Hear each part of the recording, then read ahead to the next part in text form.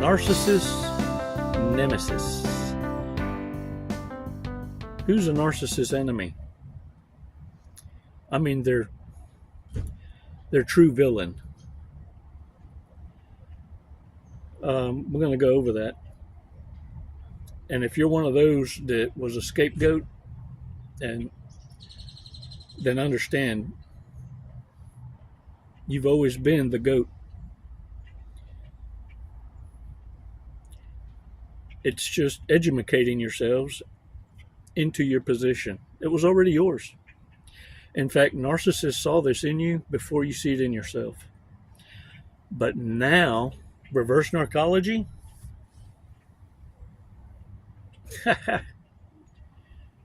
you are naturally always the villain to the narcissist, but to your own kind, you're the truth talker, the healer. Hayoka. You see, because now you can see the attitude of narcissists before you can hear it.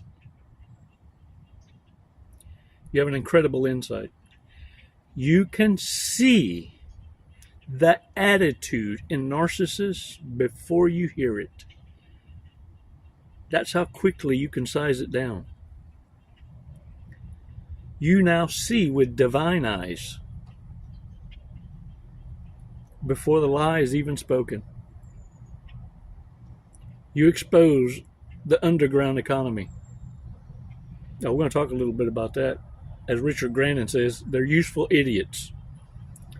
And now you see them playing their part, their role. 5 seconds, let's do a breathing exercise, and we're going to go over an article, not an article, a remark, an answer to a question from Danielle. And the question was, who is the narcissist's enemy? Who's their natural villain?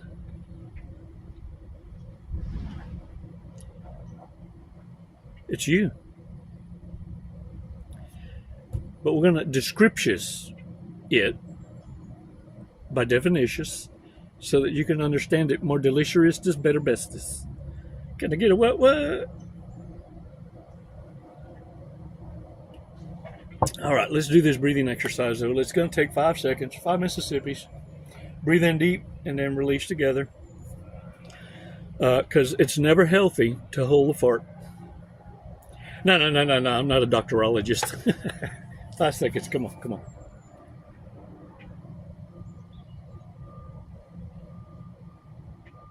Release slowly.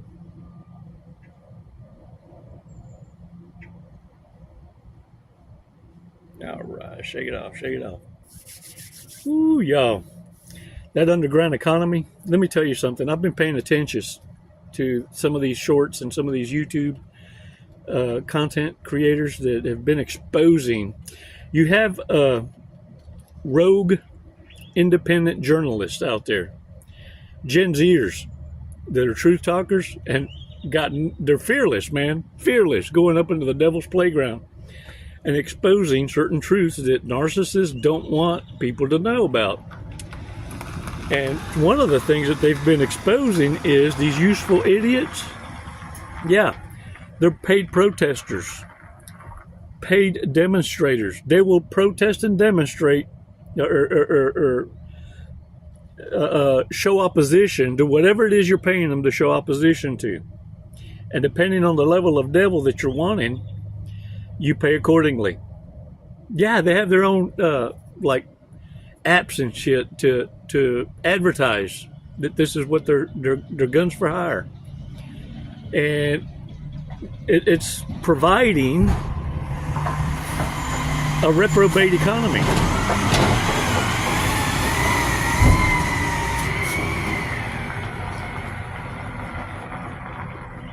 These underground economies look for, just like narcissists look for in you, pre-groomed, pre-abused victims that have already been pre-programmed by derelict parents who had no business creating children, but nonetheless, they're the ones that produce the mostest like hogs. Oh yeah, they come into heat twice a year. And the thing is, these parents provide society dysfunction. But every now and again, someone like you pops out, an enigma, a scapegoat. It wasn't supposed to happen like that, but it did. That's why you're a miracle. But look, all shit aside, these useful idiots now have revealed themselves. They gloat, they advertise, they brag about the dysfunction, and they can't erase it. It's forever on the interweb. And what a blessing that is, because now you can do your research and due diligence and expose the reprobate for what it is and not step on shit. You see, because the most incredible villain to a narcissist or reprobate is someone who can see them before the approach, because you can size them up. You now have divine insight, divine eyes, and they don't lie.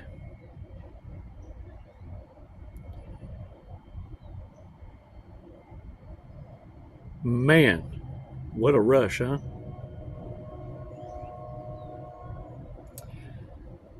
Daniel Taylor answers this question eloquently, and I appreciate it. Her insights are just phenomenal. It's a worthy read. And so I want to go over it. What is a narcissist's enemy? The biggest threat to a narcissist is someone who is sure of themselves. Somebody who does not just agree and talk to them, but who trusts their instincts, whether those instincts be an emotional feeling, an ethical concern, and they are willing to act on it. Yeah. Whoo, man, that is beautiful. Number one, narcissists can't stand balanced, well-rounded people who have stable lives and live in order. People who work, pay their bills, do the right thing, and will not tolerate foolishness. In fact, I dare say you even call it out, because most of you have learned quicker is fasterest. No, sir. You address dysfunction, disrespect immediately, or it will get out of hand. You prevent a whole lot of butt hurt, rubbing the dog's nose in its own piss immediately. Number two, número dos, what they ultimately fear the most is when they meet someone who finds out they're lying. And after they discover it, the victim says, "I'm done," and means it. That's when you know got teeth. See, narcissists are used to no, meaning yes. Yeah, because they sincerely believe and want to convince you turning the other cheek. You're supposed to turn the other cheek. Yeah, they're not ready for divine understanding and that divine bitch slap. A no with teeth when you mean it. Number three. Narcissists have no love for good, kind-hearted people who mean what they say and stay away or is uninvolved with emotional drama related to other people, including family. In other words, your cutoff game is imminent. It's solid. And the only one that can ever question it or bring it down is you.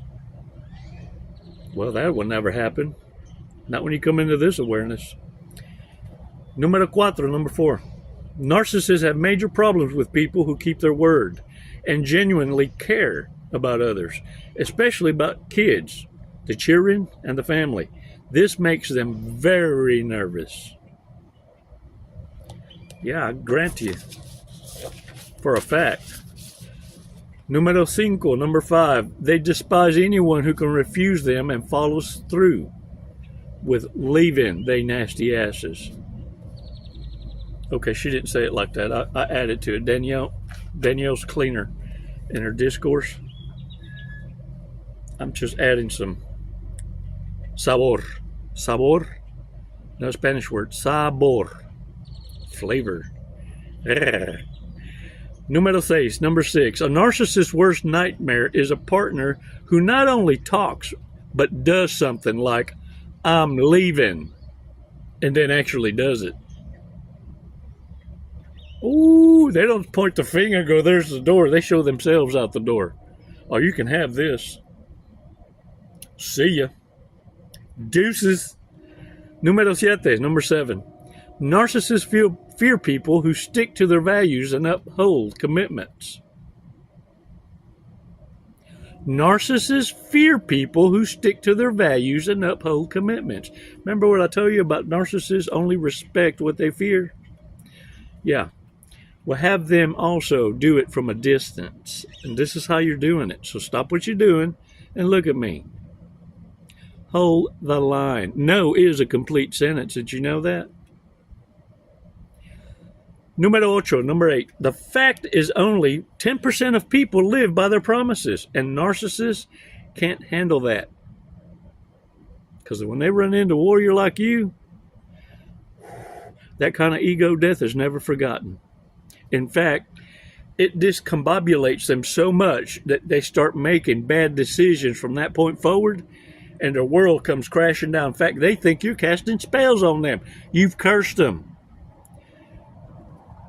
Because they're not as great as they thought they were, and you proved it. Oh yeah, be that 10% they fear most. Number 9. They envy honest, down-to-earth people with values. They detest them. And you can take that to the bank, she says. Ooh, Danielle, powerful words. Man, I thank you so much. Ooh, I tell you what. Yo tengo un fortune cookie. I have a fortune cookie. Let's see if this bad boy is in line with what it is we discuss today.